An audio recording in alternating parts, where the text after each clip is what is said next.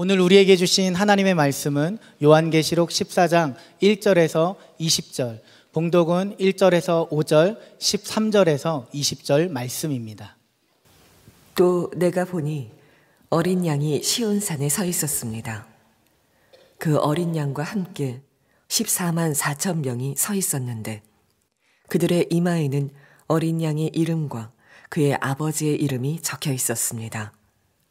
그리고 나는 많은 물이 흐르는 소리와도 같고 큰 천둥 소리와도 같은 음성이 하늘에서 울려오는 것을 들었습니다. 내가 들은 음성은 검은 고를 타고 있는 사람들의 노랫가락과 같았습니다. 그들은 보좌와 내 생물과 그 장로들 앞에서 새 노래를 부르고 있었습니다. 땅에서 구원을 받은 14만 4천 명 밖에는 아무도 그 노래를 배울 수 없었습니다.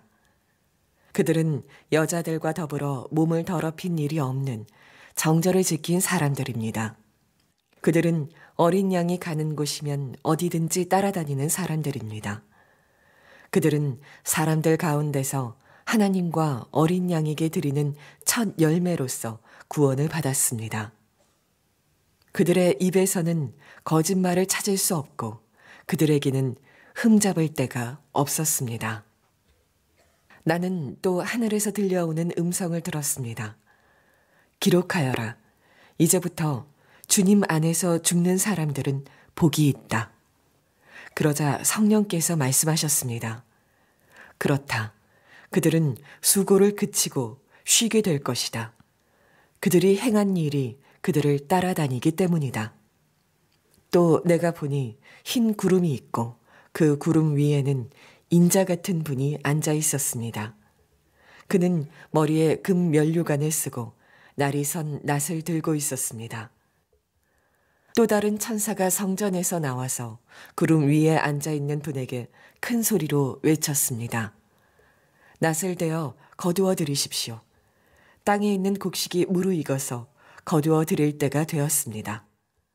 그러자 구름 위에 앉은 분이 낫을 땅에 휘둘러서 땅에 있는 곡식을 거두어 들였습니다. 또 다른 천사가 하늘에 있는 성전에서 나왔는데 그도 역시 날이 선 낫을 가지고 있었습니다. 또 다른 천사가 제단으로부터 나왔습니다. 그는 불을 지배하는 권세를 가진 천사였습니다. 날이 선 낫을 들고 있는 천사에게 큰 소리로 말하였습니다. 날이 선 그 낫을 대어 땅에 있는 포도나무에서 포도송이를 거두십시오. 포도가 다 익었습니다. 그래서 그 천사가 낫을 땅에 휘둘러 땅에 포도를 거두어서 하나님의 진노의 큰 포도주를 만드는 술틀에다가 던졌습니다. 술틀은 성 밖에 있었는데 그것을 밟아 누르니 거기에서 피가 흘러나왔습니다. 그 피가 말 굴레의 높이까지 닿고 거의 1600 스타디온이나 퍼져나갔습니다. 아멘. 하나님의 말씀입니다. 자리에 앉으시겠습니다. 힘들고 어려운 일이 많지만 찬송으로 이기는 성도들 되시기를 축복합니다.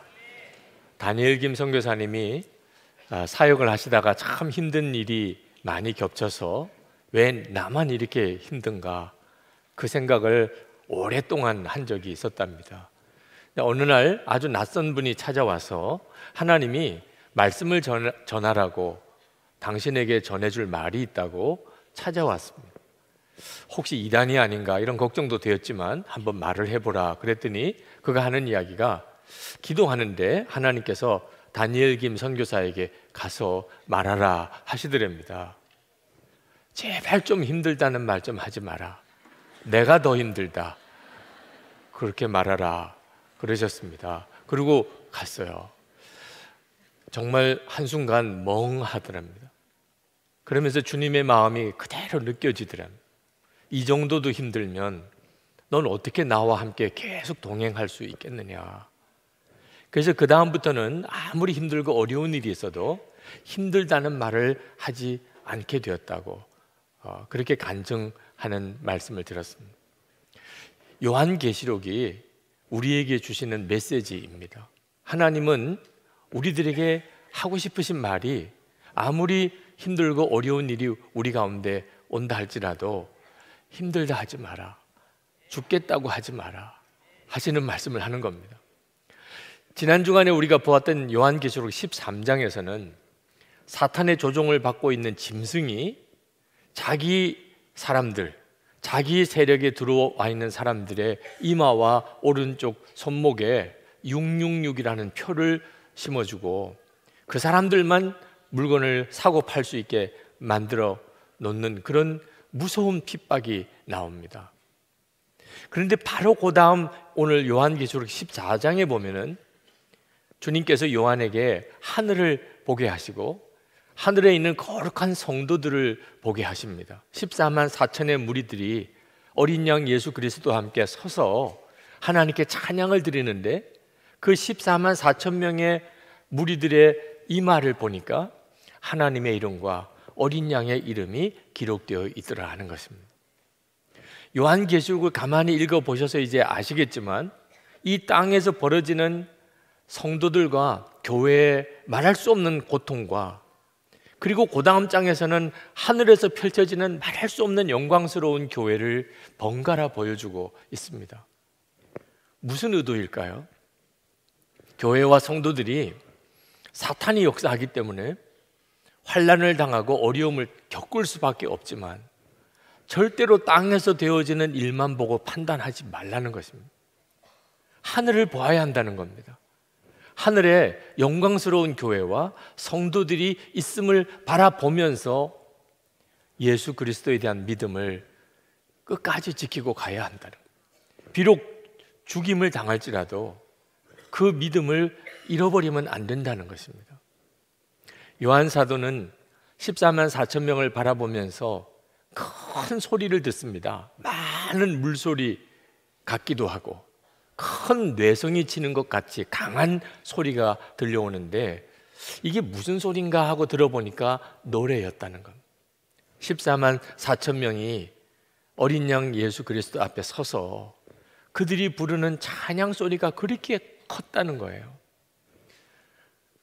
이 14만 4천 명만 부를 수 있는 노래라고 그랬습니다. 여러분 14만 4천 명이 단순히 14만 4천 명 그 숫자가 아니라는 것은 이미 말씀을 드려서 아실 겁니다. 구약과 신약에 있는 모든 성도를 말합니다. 14만 4천이라는 수는 상징적인 숫자로서 셀 수 없이 많다는 의미를 가지고 있습니다. 하나님의 자녀들이 셀 수 없이 많은 하나님의 자녀들이라는 표현이죠. 그러나 여러분 이렇게 교회만 다닌다고 내가 14만 4천 명에 들어갈 것이라고 생각하면 큰 착각입니다. 오늘 요한계시록 14장에 보면 도대체 어떤 사람들이 14만 4천 명에 들어갈 수 있는지를 말씀하고 있어요. 이걸 제대로 여러분이 분명히 깨닫지 못하면 신천지 이단에 휘둘리게 됩니다. 14만 4천 명을 어떤 사람이었나? 여인으로 인하여 몸을 더럽히지 않는 정결한 성도라고 그랬습니다. 어린 양 예수가 이끄시는 대로 어디든지 따라가는 자라고 그랬습니다. 하나님과 어린 양의 첫 열매, 이 첫 열매라는 것은 하나님의 소유라는 뜻입니다.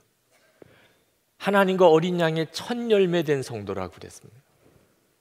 그들은 그 입에 거짓말이 없습니다. 그들은 정말 온전히 신실한 사람들입니다. 이것이 14만 4천 명 성도를 말합니다. 그저 주여 주여 하는 자가 다 14만 4천 명의 무리에 들어가는 게 아니라는 겁니다. 삶으로 증거가 되는 사람입니다. 정말 저 사람은 예수 그리스도의 사람이구나. 그 고백뿐만 아니고 삶을 보니까 그렇구나. 그렇게 인정받는 사람이라는 겁니다. 여러분, 이제 하나님의 심판이 시작이 됩니다. 천사들이 하나님의 심판에 대한 메시지를 전합니다. 그리고 추수 심판이 이제 임하게 됩니다. 처음에 천사가 나타나서 이제 하나님의 심판이 곧 임하게 되었으니 하나님을 두려워하고 그를 경배하라고 그렇게 외치고 지나갑니다. 또 다른 천사가 나타납니다. 음행으로서 빚은 진노의 포도주를 모든 민족들에게 마시게 했던 큰 도시 바벨론이 이제 무너졌다. 그렇게 외치고 지나갑니다. 또 다른 천사가 나타납니다. 그 천사는 그 진노의 포도주를 마시고 그리고 마귀의 표를 받은 사람, 마귀에게 경배하는 자는 그들에게 이제 하나님께서 무서운 진노의 포도주를 마시고 그리고 심판을 받게 될 것이라. 하나님을 정말 믿는 자, 그리고 예수 그리스도를 정말 믿는 성도에게는 인내가 필요하다 하는 외침을 하고 지나갑니다. 그리고 이제 추수심판이 옵니다. 예수 그리스도께서 흰 구름 위에 좌정하시고 나타나시는데 머리에는 금면류관을 쓰시고 날선 낫을 들고 계십니다. 그리고 또 한 천사가 또 날선 낫을 들고 등장을 합니다. 예수 그리스도께서 그 낫으로 휘두르시니까 알곡들이 다 추수가 됩니다. 그런데 천사가 낫을 휘두를 때는 포도들이 다 추수가 되어서 진노의 포도주 틀에 다 저장이 되고 그리고 그 포도주 틀을 밟으니까 거기서 엄청난 피가 흘러나오고 온 땅의 피가 다 덮어버렸습니다. 1600 스타디온이라고 나오는데 이스라엘의 남쪽과 북쪽까지의 거리를 말합니다. 모든 땅을 의미하는 거죠. 여러분, 이 성경 속에서 마지막 심판의 날 두 추수가 있다는 것을 알 수가 있습니다. 하나는 알곡 성도를 거두는 추수입니다. 예수 그리스도께서 다 거두십니다. 알곡 성도를. 또 하나는 진노의 포도주 틀에 내 던짐을 받는 무서운 심판의 추수가 있습니다. 이 알곡 성도는 끝까지 믿음을 버리지 아니하고 순교할지라도 예수 그리스도를 배반하지 않은 성도들을 말합니다. 진노의 포도주 틀에 내 던져지는 이 포도 같은 사람은 먹고 사는 것 때문에 마귀의 표를 받는 것입니다. 환난과 핍박이 무섭다고 예수 믿는 믿음을 저버린 사람들입니다. 여러분, 만약에 여러분들이 알곡이냐 또는 진노의 포도주 틀에 던져지는 자냐 라고 묻는다면 여러분은 어느 쪽이 분명하다고 말할 수 있습니까? 알곡 신자와 진노의 포도주 틀에 던져지는 자 사이에는 중간에 없습니다. 만약 여러분이 나는 지금 알곡 신자라고 말할 수가 없는데 라고 생각이 든다면 대단히 심각한 것입니다. 속히 회개하고 돌이켜야 합니다. 그것이 요한계시록 14장에서 주님이 우리에게 주시려는 메시지입니다. 주님은 안타깝게 말씀합니다. 예수 믿는 것 때문에 당하는 고난을 두려워하지 말라. 오히려 고난이 두려워서 마귀의 표를 받고 그리고 세상을 기웃거리고 그리고 적당하게 신앙생활 하다가 그가 당하는 무서운 심판, 그것은 상상할 수가 없다는 것입니다. 11절에 이렇게 말합니다. 그들에게 고통을 주는 불과 유황의 연기가 그 구덩이에서 영원히 올라올 것이며 그 짐승과 짐승 우상에게 절하는 자들과 또 그 이름의 표를 받는 자는 누구든지 밤에도 낮에도 휴식을 얻지 못할 것이다. 혹시 여러분 중에 야, 예수 믿기 힘드네, 예수 믿다가 보니까 이런 저런 어려움이 많구나, 그렇게 생각하시는 분이 있으면 빨리 정신 차려야 합니다. 그 고난이 무서워서 피했다가는 말할 수 없는 심판이 오게 되는 것입니다. 예수님께서는 끝까지 믿음을 지키다가 순교한 성도들을 위로하는 말씀을 주십니다. 13절, 14절입니다. 기록하여라. 이제부터 주님 안에서 죽는 자들은 복이 있다. 그러자 성령께서 말씀하셨습니다. 그렇다. 그들은 수고를 그치고 쉬게 될 것이다. 그들이 행한 일이 그들을 따라다니기 때문이다. 주 안에서 죽는 자가 복이 있답니다. 세상에 죽는 게 왜 복입니까? 주 안에서 죽을 때 그렇다는 것입니다. 여기서 주 안에서 죽는다는 말은 죽임의 위협을 당하는 순간에도 예수 믿는 믿음을 끝까지 포기하지 않았기 때문에 그 생명이 죽임을 당하는 것입니다. 이런 사람은 복이 있다는 겁니다. 왜? 죽었으니 이제 더 이상 고난은 없습니다. 이제 남은 것은 영원한 안식입니다. 그리고 끝까지 고난을 감당했기 때문에 받을 상이 있습니다. 그 영광은 고난과 비교할 수가 없습니다. 로마서 8장 18절입니다. 생각하건대 현재의 고난은 장차 우리에게 나타날 영광과 비교할 수 없도다. 여러분이 이것을 보셔야 합니다. 앞으로 이제 여러분들이 예수를 믿는 것 때문에 내가 분명히 하나님의 말씀대로 살아야 하기 때문에 고난이 온다면, 그러면 그로 인해서 받을 영광이 비교할 수 없이 크다는 것을 반드시 기억하셔야 합니다. 우리는 다 순교하는 복을 받지 않았을 수 있습니다. 우리 중에 실제로 순교할 자는 극히 적은 수일지도 모릅니다. 그러나 우리 모두는 다 순교의 믿음은 한 가지로 가지고 살아야 합니다. 그래야 주 안에서 죽는 자가 되는 겁니다. 여러분, 믿음이 약한 자는 주 안에서 죽을 수 없습니다. 환난이 오고 핍박이 올 때 믿음이 약한 자는 다 도망가고 숨어버립니다. 믿음이 약한 자는 유혹이 올 때 그 견뎌내지를 못합니다. 믿음이 강한 자만 주 안에서 죽을 수 있습니다. 악한 자가 큰 소리로 하나님을 대적할 때 무서워서 아무 말도 못하는 그런 심약한 성도는 주 안에서 죽을 수 없습니다. 하나님의 뜻이 아닌 줄 분명히 알면서도 그 말을 하면은 왕따 당할까 봐, 따돌림 당할까 봐, 비난을 당할까 봐 모른 채 하고 넘어가는 그런 나약한 믿음으로는 절대로 주 안에서 죽을 수 없습니다. 이스라엘 백성이 가나안 땅에 정탐꾼 12를 보냈습니다. 그들이 돌아와서 보고를 하는데 10사람은 그 가나안 땅을 악평을 합니다. 이제 우리는 꼼짝없이 죽었다고 믿음 없는 보고를 했습니다.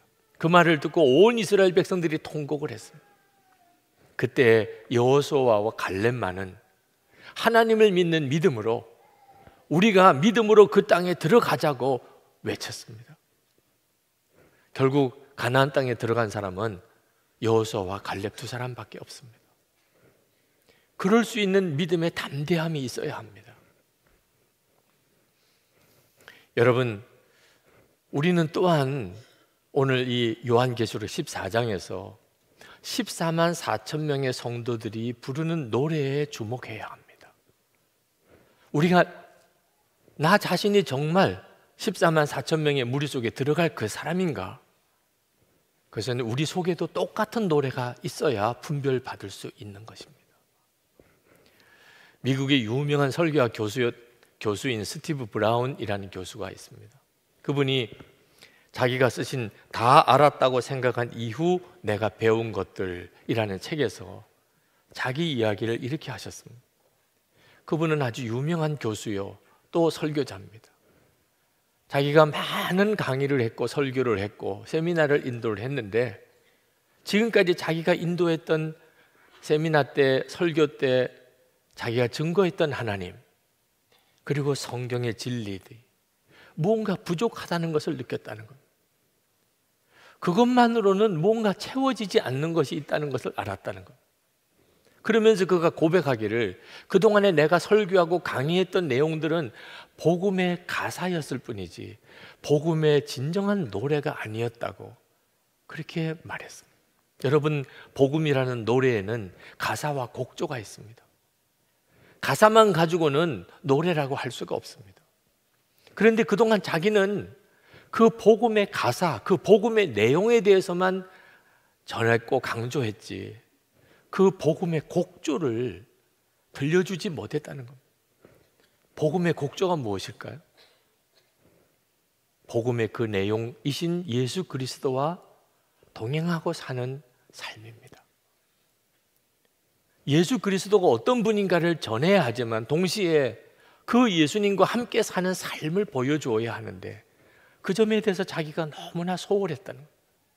그래서 만약 이제 다시 내가 설교를 하거나 강의를 하게 된다면 나는 이제 이 복음의 가사만 가르치지 않고 나는 그 복음의 노래를 가르치고 싶다. 그런 표현을 썼습니다. 성도 여러분, 여러분들은 복음의 내용을 잘 알고 있으실 겁니다. 예수 그리스도가 우리의 영원한 구주라는 사실, 주 예수님께서 저와 여러분을 위해 십자가에 죽으셨다는 사실, 우리가 하나님의 자녀가 되었다는 사실. 그러나 여러분, 여러분에게 복음의 노래가 있습니까? 여러분도 그것을 부르면 황홀하고 듣는 사람들이 감동을 받을 수 있는 그 복음의 노래가 있습니까? 예수 그리스도와 동행하는 삶이 있느냐 하는 것입니다. 여러분, 우리가 정말 조심해야 될 것은 종교의 영을 가지고 신앙생활하는 겁니다. 이것은 성령으로 신앙생활하는 것과 완전히 다른 것입니다. 겉으로 보기에는 비슷해 보입니다. 저는 목사가 되어서 열심히 아주 성실하게 목회하는 것이 최선인 줄 알았습니다. 다른 어떤 방법을 몰랐기 때문입니다. 그리고 열심히 성실히 목회하다 보니까 교회가 성장했습니다. 저는 그것이 하나님이 주시는 상급인 줄 알았습니다. 그런데 이상하게도 제 마음의 심령은 아무리 교회가 성장해도 제 마음의 심령은 충만해지지 않는 것입니다. 오히려 더 내 영혼은 피폐해지는 것 같았습니다. 저는 그 이유를 알 수가 없었습니다. 종교적인 열심으로만 얼마든지 하나님을 잘 믿는 것처럼 보일 수 있습니다. 제가 군목으로 있는 동안 많은 사람들이 저에게 말하기를 제가 군목 체질이라는 겁니다. 저는 그 말을 들을 때마다 너무 속상했습니다. 물론 제가 열심히 군목으로서 활동을 했습니다. 그래서 군단장 표창까지도 받았었습니다. 그렇지만 제 마음속에는 항상 언제 제대하나 그 생각만 했습니다. 저는 열심히 성실히 해야 된다고, 무슨 일이든지 열심히 성실히 해야 된다고 생각해서 했던 것뿐입니다. 그것이 제 체질이 아니었습니다. 바리새인들, 그들은 열심히 대단한 사람들이었습니다. 그런데 우리 주님은 그들에게 독사의 자식이라고 그랬습니다. 그들의 열심은 종교적인 영으로 하는 열심이었던 것입니다. 그래서 그들은 예수님을 십자가에 못 박았습니다. 저는 목회하면서 참 이해가 안 되는 것이 왜 교회에 열심히 있는 성도가 교회 시험도 그들이 다 일으키느냐 하는 거예요. 어떻게 이런 일이 일어날 수 있느냐. 종교적인 영과 진정한 성령의 역사를 구분할 줄 알아야 합니다. 그 차이가 노래입니다. 그의 삶 속에 복음이라는 노래가 있는 거예요. 14만 4천의 성도들이 부르는, 그들만 부를 수 있는 그 노래가 그들에게 있느냐 하는 것입니다. 성도에게는 반드시 하늘의 찬양이 있게 되어 있습니다. 이사야 43장 21절에 이 백성은 내가 나를 위하여 지었나니 나를 찬송하게 하려 함이니라. 하나님께서 우리를 구원해 주신 이유는 우리가 하나님을 찬송하게 하기 위해서라는 것입니다. 이 찬양은 항상 주님을 바라보는 자만 부를 수 있는 겁니다. 1절 말씀에 보면 요한이 하늘을 보니까 어린 양이신 예수 그리스도께서 서 계셨습니다. 그리고 그 옆에 14만 4천의 무리가 함께 예수님과 함께 서서 주님을 찬양했습니다. 주님을 바라보는 14만 4천의 무리들은 찬양이 저절로 터져 나오는 것입니다. 성도의 찬양의 핵심은 주 예수님을 바라보는 눈이 뜨일 때 터져 나옵니다. 그런데 여러분, 죽고 난 다음에 천국에 가서나 예수님을 바라보는 거 아닌 거 아시잖아요. 예수 그리스도는 이미 우리 안에 오셨습니다. 그러므로 이 땅에서도 우리는 하늘의 찬양을 부를 수 있는 자입니다. 주 예수님을 바라보는 자는 그는 어떤 어려운 형편에 있어도 찬양합니다. 주님을 바라보는 눈이 뜨이지 않으면 그는 찬양할 이유를 알 수 없는 것입니다. 이 찬양의 특징은 고난 중에 불러지는 찬양이라는 것입니다. 바울과 실라가 빌립보에서 복음을 전하다가 붙들려서 매를 맞고 지하 감옥에 내던져졌습니다. 한밤중에 그들이 얼마나 아팠고 힘들었고 억울했겠습니까? 그런데 바울과 실라는 그 지하 감옥에서 한밤중에 찬송을 불렀습니다.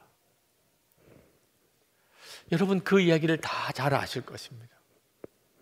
그러나 여러분 중에 나도 그와 같은 사람이 되어야 되겠다고 생각하는 사람은 그렇게 많지 않을 겁니다. 복음 전하다가 두들겨 맞고 지하 감옥에 던져지는 이런 삶을 살고 싶은 사람이 누가 있습니까? 그러나 여러분, 이제는 보는 관점을 좀 바꿔야 됩니다. 그 바울과 실라가 빌립보 감옥에서 하나님께 찬양을 드렸을 때 하나님은 얼마나 기뻤겠습니까? 마귀의 진은 얼마나 흔들렸겠습니까? 천사들은 얼마나 부러웠겠습니까? 여러분이 어둠 속에서 부르는 찬양, 고난 중에 드려지는 이 노래는 우리가 이 세상 사는 아주 짧은 기간 동안, 우리가 이 세상에서 사는 기간이 얼마나 짧습니까? 그 짧은 기간 동안에만 허락되어지는 은혜입니다. 죽고 난 다음에 천국에 가면 고난이 없습니다. 천사들은 고난을 당하지 않습니다. 그들도 늘 하나님께 찬양을 드리지만 고난 중에 드리는 찬양은 우리가 이 땅에서, 이 세상에서 사는 이 짧은 기간 동안에만 주어지는 기회입니다. 그러므로 여러분이 이제 고난을 당하게 될 때 그것을 싫어하는 마음으로 받지 말고 하나님께 내가 고난 중에 드릴 노래의 기회를 얻었구나, 이것이 은혜구나, 이런 어려움과 고난 중에 하나님께 찬양할 수 있는 그런 성도된 나 자신을 주님께 보여드릴 수 있겠구나, 그로 인해서 감사할 수 있어야 하는 것입니다. 지난 주간에 어느 선교사님 이야기를 들었습니다. 그 선교사님의 아들이 결혼을 했는데 얼마 뒤에 며느리가 임신을 했다는 소식을 들었습니다. 온 가족들이 참 기뻐했는데 병원에 가서 태아 검사를 했더니 심장이 너무 안 좋아서 사산할 수도 있고 태어나도 금방 죽게 된다고 그런 진단을 받았습니다. 이 문제 때문에 온 가족들이 모였습니다. 어떻게 하면 좋겠나? 함께 예배하고 기도하는 중에 그래도 하나님이 주신 생명인데 하나님께 맡기고 기도하면서 그 아이를 출산하자고 그렇게 뜻을 모아서 매일 모여서 가정 예배를 드리고 그리고 말씀을 보고 그리고 기도했습니다. 그리고 그 아이가 태어났습니다. 그 태어난 아기를 받아든 이 선교사님의 아들은 얼마나 기뻐하는지, 그 아이를 받아들고 얼마나 감사하는지. 그래서 하나님께서 그 아이에게 새로운 심장을 주셔서 건강하게 잘 자랐습니다, 이러면 얼마나 좋아요. 태어나자 1시간 만에 하나님 앞에 갔습니다.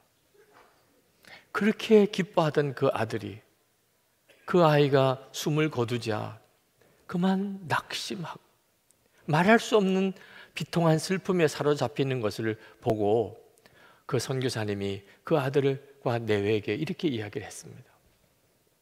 어떤 사람은 100살을 넘게 사는 사람도 있고 어떤 사람은 1시간 살다가 인생을 마치는 사람도 있다.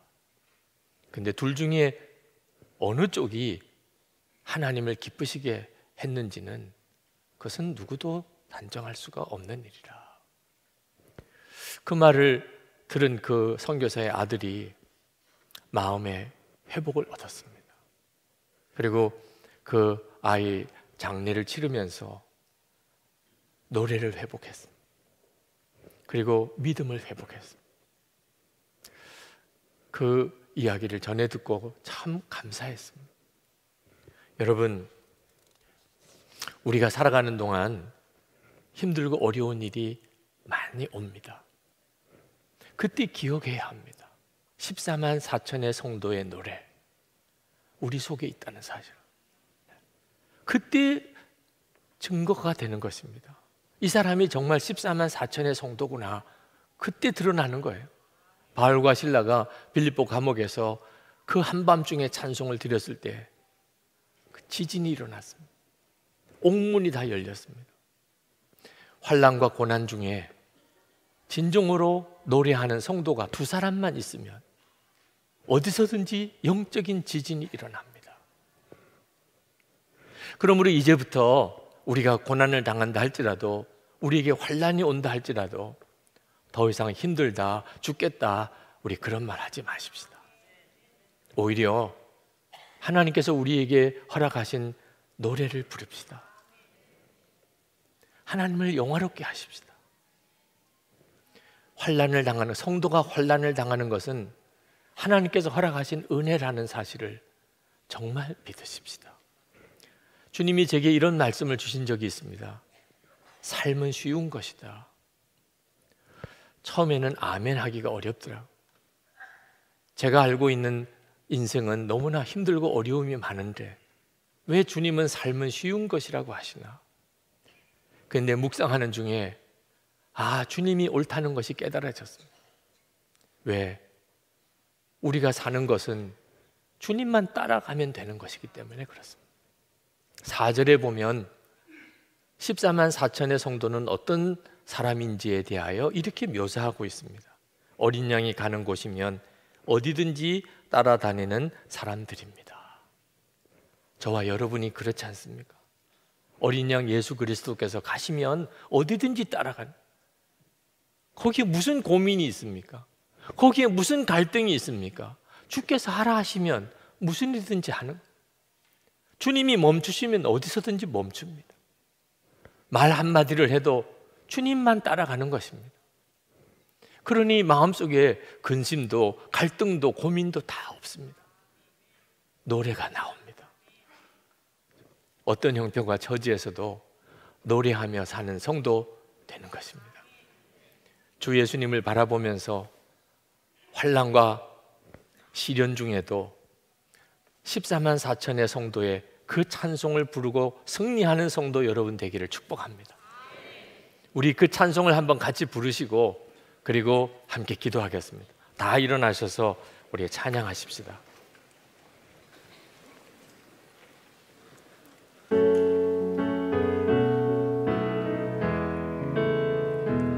내가 어둠 속에서 헤맬 때에도 주님은 함께 계셔. 내가 시험 당하여 괴로울 때도 주님은 함께 계셔. 기뻐 찬양하네 할렐루야 할렐루야 할렐루야. 우리 모두 찬양 할렐루야. 주님 나와 함께 계시네. 힘이 없고 연약한 사람들에게 주님은 함께 계셔. 세상 모든 형제와 자매들에게 주님은 함께 계셔. 기뻐 찬양하네 할렐루야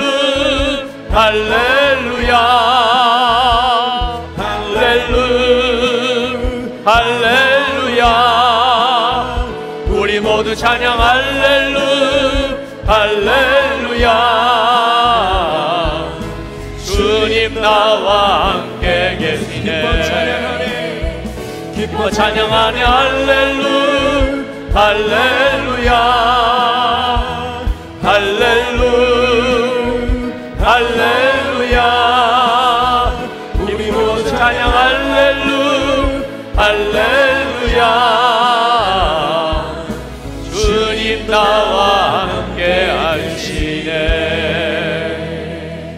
시간에 우리 간절히 기도할 때 하나님, 제가 어떤 환난과 어려움을 당할지라도 하늘을 바라보는 눈을 뜨고 14만 4천의 무리들처럼 찬양하는 자가 되기를 원합니다. 주님 바라보는 눈 분명히 열어주시기 원합니다. 우리 뜨겁게 주여 부르짖고 기도하겠습니다. 주여! 할렐루야. 크고 놀라우신 하나님, 내 위에 은혜를 도와주시고 역사하신 주님, 오늘도 하나님 주님 앞에 나와 예비하고 주의 말씀도 들고 하는 사랑하는 성도들 하나님의 손에 맡깁니다. 이제 주의 성령님의 역사하심에 맡깁니다.